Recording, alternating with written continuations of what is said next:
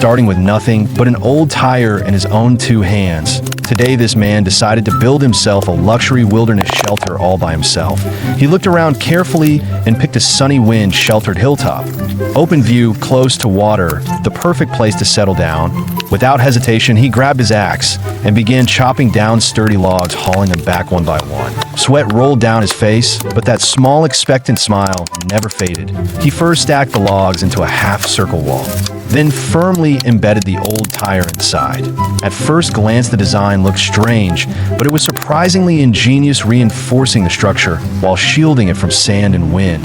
Honestly, this man might just be a wilderness genius in architecture. To make the foundation even stronger, he brought in more with layering it thickly to wrap the tire completely. The sound of hammering, scraping, and the earthy scent of soil blended into a symphony of labor. As the sun traveled from overhead to the mountainside, the shelter began to take shape. The walls were almost done, but the man wasn't satisfied. He was obsessed with detail.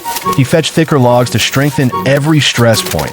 For the gap between the logs, he didn't use nails or cement. Instead, he chose the most natural material, soil.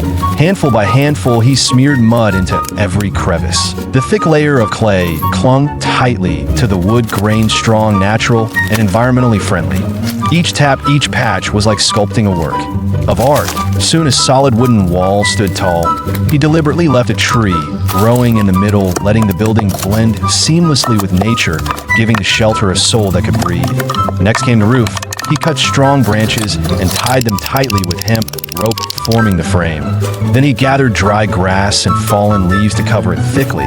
When the wind blew, the camouflage roof looked completely at one with the forest. From afar, it didn't even look like a shelter, more like a secret woodland hideaway.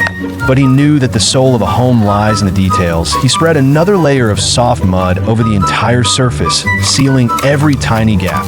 This all-natural ecoplaster made the whole structure feel complete, warm in winter, cool in summer. As the setting sun cast a golden glow over the clay walls, the shelter shimmered with warmth and life. Once the main structure was done, it was time for the amenities. He carved wooden stakes into a simple cooking stand, lit a campfire, and prepared for his first wilderness feast. First up, roasted meat. He skewered a thick, juicy piece, slowly grilling it over the flames. The firelight reflected in his focused eyes as the fat dripped into the fire with a satisfying sizzle, the air filled with the irresistible aroma of roast meat. Not long after, he upgraded his setup, building a more professional stove to make a wild burger. He expertly pulled out the burger buns layered in lettuce and tomato slices, then topped it off with freshly grilled beef. At that moment, even the wilderness air seemed to carry a hint of civilization's warmth. Sitting in his shelter, looking out the wooden window at the flickering campfire outside, he took a bite of his burger, leaned back against the wall, and smiled, utterly content. After the meal, he unrolled his sleeping bag, ready for a well-earned rest. The fire burned brightly inside, casting dancing shadows on the walls, bringing warmth and light, chasing away the night's cold and loneliness. The next morning's sunlight filtered through the treetops into the little hut. He stretched, ready to upgrade his kitchen. He found a thick log, drilled several air holes, stuffed in some tinder, and lit it with a torch.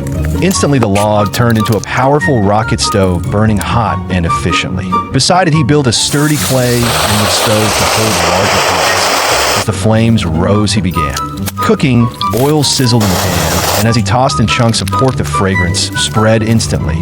Next came onions, vegetables, and spices, all stirred together, glowing under the firelight. Finally, he poured the stir-fry over a bowl of steamed rice and sprinkled some herbs on top, simple, yet full of ceremony. When night fell again, he lit a homemade oil lamp. The soft, golden glow flickered on the clay walls, lighting every corner of the shelter, and a satisfied smile on his face.